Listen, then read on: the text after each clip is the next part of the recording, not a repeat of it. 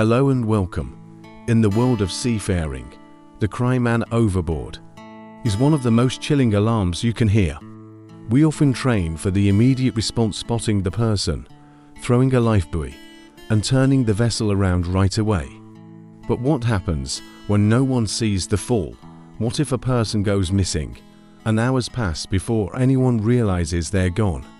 This is the reality of a delayed action man overboard, or MOB, situation, and it's one of the most complex and dangerous emergencies a crew can face. Imagine a passenger who isn't accounted for during a routine muster, long after they may have fallen into the water, or a crew member on a lonely night watch, swept overboard in rough seas, their absence only noticed at the change of shift. Perhaps someone falls from the deck in the darkness or during a chaotic storm, completely unnoticed. These aren't just hypothetical scenarios. They are real-life tragedies that have played out on the open ocean. Unlike an immediate MOB, where you have a visual reference and a known last position, a delayed action MOB is a crisis shrouded in uncertainty. The person is no longer a dot in the water behind the ship. They are a needle in a vast, moving haystack. The chances of survival drop dramatically with every passing minute, as the cold water saps their strength and the vessel moves further and further away. So, why is a delayed response so much more challenging? First, the exact position of the casualty is unknown. You don't have a precise point to return to. Instead, you have a probable area, a search box that grows larger with time. This uncertainty is the core of the problem. Second, environmental factors become critical. You have to calculate the effects of wind, currents, and drift on both the person in the water and your own vessel. Where would the current have taken them? How has the wind affected their drift? These aren't simple guesses, they require complex calculations. Third, a simple U-turn isn't enough. The ship must retrace its course, sometimes for many nautical miles, or begin a systematic, pre-planned search pattern. This requires precise navigation and expert ship handling.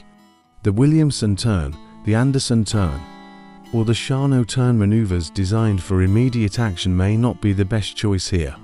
Instead, you'll likely need to execute sector searches or creeping line patterns, which we will cover in detail. Finally, you are no longer acting alone.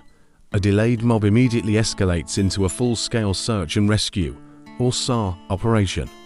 This means you must coordinate with shore-based rescue coordination centers, other vessels in the vicinity, and possibly aircraft. Effective communication is not just helpful, it's a lifeline. Your initial reports, distress calls, and ongoing updates will guide the entire SAR effort. The stakes are incredibly high. The primary goal is, of course, to recover the person alive. But we also have to consider the safety of the rescue boat crew, the rest of the people on board, and the vessel itself, especially in heavy weather. Every decision made from the moment the alarm is raised to the execution of the search pattern carries immense weight. Over the next few minutes, we will break down the essential steps for responding to a delayed action MOB. This is not just a tutorial on ship handling. It's a comprehensive guide for officers and crew. We'll cover everything from the initial actions and alarm procedures to calculating the search datum, selecting and executing the right search pattern, coordinating with SAR authorities, and complying with international regulations like SOLAS. Our aim is to provide you with the knowledge and confidence to lead a calm, organized, and effective response in the face of this daunting emergency. When a person is missing and time is against you, a well-rehearsed plan can make the difference between a tragic loss and a successful rescue. So, let's dive into the procedures that can turn a worst-case scenario into a mission of hope. First things first, what do you do the moment you suspect someone has gone overboard, but you don't know when or where? The initial actions are critical and must be executed without panic. The very first step is to raise the alarm. This isn't just shouting "man overboard." It's activating the ship's general alarm and making a clear announcement over the public address system. For example, "Man overboard, man overboard, man overboard." This is a delayed action situation. all crew to muster stations. This immediately gets everyone's attention and initiates the ship's emergency protocol. Simultaneously, the officer on watch must mark the ship's current position on the electronic chart display, or ECDIS, and the GPS. Even though this isn't the location of the fall, it serves as a crucial reference point for the start of the search. Note the time, the ship's course, and speed.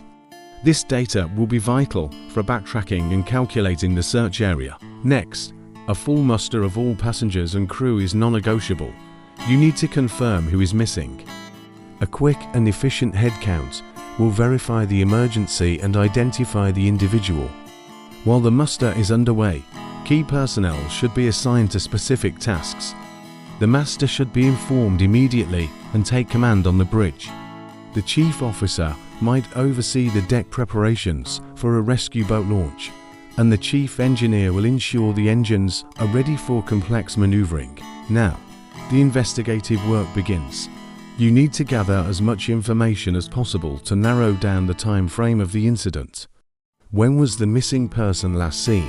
Who saw them? Where were they? Interview their cabin mates, colleagues, or friends. Check security camera footage if available. Look for any clues: a piece of clothing on deck, an open cabin door to an outer deck, or any reports of unusual sounds. The goal is to establish a last seen time and a first missed time. The midpoint between these two times will become a critical component in estimating the probable location of the incident. While this is happening, the bridge team must start the process of turning the ship around onto a reciprocal course. This means steering 180 degrees from your original track. This maneuver needs to be done carefully, especially on a large vessel, but it's the first step in heading back toward the area where the person might be. Don't delay this turn. Every minute spent continuing on your original course is another minute moving away from the casualty. As you turn, you must begin broadcasting the initial distress message. A pan-pan message on VHF channel 16 is appropriate if you are initiating a search yourself and need assistance. However, if the situation is grave, for example, if a long time has passed or the weather is severe, a mayday call is justified.